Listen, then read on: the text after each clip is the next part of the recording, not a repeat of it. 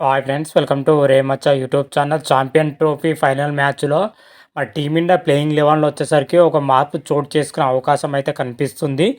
ఎవరిని తొలగించి ఎవరిని తీసుకోబోతున్నారు, ఓవరాల్గా ఫైనల్ మ్యాచ్లో టీమిండియా ప్లేయింగ్ లెవెన్ ఎలా ఉంటుంది, ఏ విధంగా ఉంటుంది, దాని గురించి పూర్తి డీటెయిల్ తెలుసుకునే ముందు మా ఛానల్ అయితే సబ్స్క్రైబ్ చేసుకోండి. పక్కన ఉన్న బెల్ ఐకాన్ మాత్రం అయితే క్లిక్ చేసి పెట్టుకోండి. ఫర్దర్గా మీ వీడియోలో అప్లోడ్ చేసాం మీకు నోటిఫికేషన్ వస్తుంది. ఛాంపియన్ ట్రోఫీ 2025లో వచ్చేసరికి టీమిండియా వరుస విజయాలతోనైతే ఫైనల్కి అయితే దూసుకెళ్లడం జరిగింది. సెమీఫైనల్ వచ్చేసరికి ఆస్ట్రేలియాని అయితే చిత్తుగా ఓడించి అయితే ఫైనల్లో అడుగు పెట్టడం జరిగింది. ఆస్ట్రేలియా పైన 4 వికెట్ల తేడాతో అద్భుతమైన విజయం అయితే నమోదు చేసిందని చెప్పుకోవచ్చు. ఈ మ్యాచ్లో టీమిండియా మాత్రమైతే బౌలింగ్లో కానీ బ్యాటింగ్లో కానీ మంచి సమిష్టి ప్రదర్శనతోనైతే విజయం దక్కిందని కూడా చెప్పుకోవచ్చు. బౌలింగ్ పొజిషన్లో వచ్చేసరికి మొహమ్మద్ షమి, హార్దిక్ పాండ్యా, వరుణ్ చక్రవర్తి, కుల్దీప్ యాదవ్, అక్షర్ పటేల్, రవీంద్ర జడేజా రాణి. బ్యాటింగ్ పొజిషన్లో వచ్చేసరికి రోహిత్ శర్మ, విరాట్ కోహ్లీ, శ్రేయస్ అయ్యర్, కేఎల్ రాహుల్, అక్షర్ పటేల్, హార్దిక్ పాండ్యా అద్భుతంగా రాణించడం జరిగింది. ఓవరాల్గా బ్యాటింగ్ అండ్ బౌలింగ్లో రాణించడంతో టీమిండియా అయితే సునాయాసంగా అయితే ఫైనల్లో అడుగు పెట్టడం జరిగింది. అయితే ఫైనల్లో వచ్చేసరికి ఏ జట్టుతో తలబడుతుందా అనేది అయితే ఇంకా క్లారిటీ రాలేదు. ఈ రోజు వచ్చేసరికి సౌత్ ఆఫ్రికాతో అయితే న్యూజిలాండ్ అయితే ఢీ కొట్టనుంది. ఈ మ్యాచ్లో ఎవరు గెలిస్తే వాళ్ళతోనైతే టీమిండియా దుబాయ్ వేదిక అయితే ఫైనల్ మ్యాచ్ అయితే తలబడే అవకాశం అయితే కనిపిస్తుంది.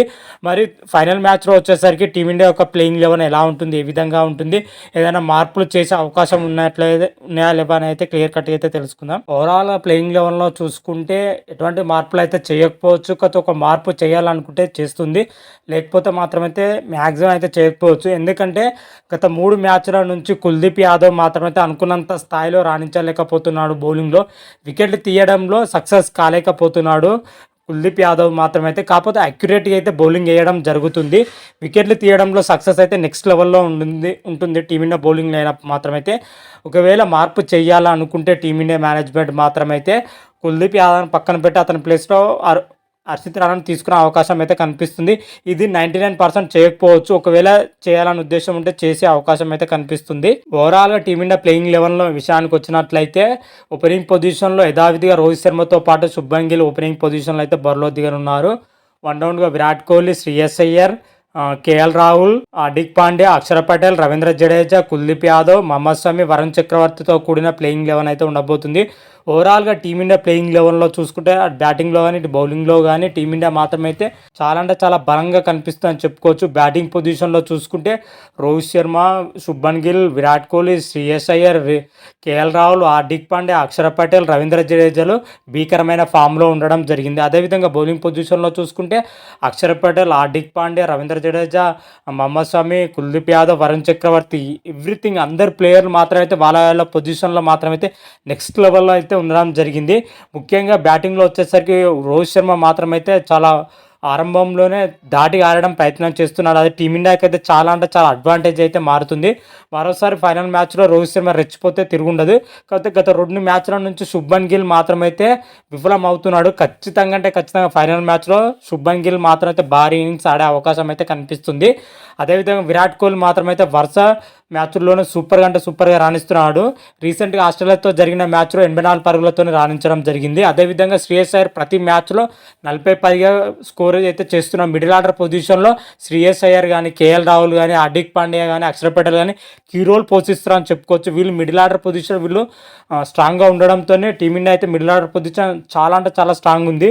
వీళ్ళు మంచి పర్ఫార్మెన్స్ అయితే కనబరుస్తున్నారు. 4 ఇద్దరు ప్లేయర్లు అయినా కూడా హాఫ్ సెంచరీ పైగానే స్కోర్ చేస్తున్నారు. కాబట్టి టీమిండియా మాత్రమే ఈజీగా విజయం సాధిస్తుందని చెప్పుకోవచ్చు. మరోసారి అటు శ్రేయస్ అయ్యర్ కానీ, కేఎల్ రాహుల్ కానీ, హార్దిక్ పాండ్యా కానీ, అక్షర్ పటేల్ 4లో ఇద్దరు రెచ్చిపోయినా కానీ మిడిల్ ఆర్డర్ పొజిషన్లో టీమిండియా ఈజీగా విజయం సాధించే అవకాశం అయితే కనిపిస్తుంది. చివరిలో వచ్చేసరికి ఎలా అయితే హార్దిక్ పాండ్యా, రవీంద్ర జడేజా అయితే ఫినిషింగ్ చేసే అవకాశం అయితే కనిపిస్తుంది. ఓవరాల్గా బ్యాటింగ్ పొజిషన్లో టీమిండియా మాత్రమైతే నెక్స్ట్ లెవెల్లో ఉంది. బౌలింగ్ పొజిషన్లో చూసుకున్న మొహమ్మద్ షమి మాత్రమైతే తన పూర్వ వైభవాన్ని అందుకోవడం జరిగింది. రీసెంట్గా ఆస్ట్రేలియాతో జరిగిన మ్యాచ్లో మాత్రమైతే నెక్స్ట్ లెవెల్లో బౌలింగ్ చేయడం జరిగింది. 10 ఓవర్లు వేసి 48 రన్స్ ఇచ్చి 3 కీలకమైన వికెట్లు అయితే తీయడం జరిగింది. మొహమ్మద్ షమి చాలా అంటే చాలా అక్యురేట్గా అయితే బౌలింగ్ చేస్తున్నారని చెప్పుకోవచ్చు. ఈ టీమిండియాకి అయితే చాలా అంటే చాలా అడ్వాంటేజ్ అయితే ఉండడం జరిగింది. అదేవిధంగా వరుణ్ చక్రవర్తి కానీ, అక్షర్ పటేల్ కానీ, రవీంద్ర జడేజా కానీ స్పిన్నర్లు మాత్రమైతే అద్భుతంగా రాణించడం జరుగుతుంది. వీళ్ళందరూ కూడా చాలా అక్యురేట్గా బౌలింగ్ చేస్తున్నారు. టీమిండియాకి ఇదే అడ్వాంటేజ్ అయితే మారిందని చెప్పుకోవచ్చు. మరో పేసర్ హార్దిక్ పాండ్యా మాత్రమైతే నెక్స్ట్ లెవెల్లో తన స్పెల్ మాత్రమైతే ఎక్సలెంట్గా వేస్తున్నాడు. మరోసారి ఫైనల్ మ్యాచ్లో వీళ్ళందరూ కూడా సూపర్ పర్ఫార్మెన్స్ చేస్తే మాత్రమైతే టీమిండియాకి మాత్రమే తిరుగుండదు. మరి ఫైనల్ మ్యాచ్‌లో వచ్చేసరికి ఏ జట్టుతో తలపడుతుందా అనేదైతే ఈరోజు క్లారిటీ వచ్చే అవకాశం అయితే కనిపిస్తుంది. న్యూజిలాండ్‌తో తలపడుతుందా లేదా సౌత్ ఆఫ్రికాతో తలపడుతుందా అని అయితే వెయిట్ చేయాల్సిందే. మరి ఫైనల్ మ్యాచ్‌లో వచ్చేసరికి టీమిండియా గెలిచి విశ్వ విజేత నిలుస్తుందా లేదా మరోసారి అయితే రన్నర్ అఫ్‌గా నిలుస్తుందా అని అయితే చూడాలి.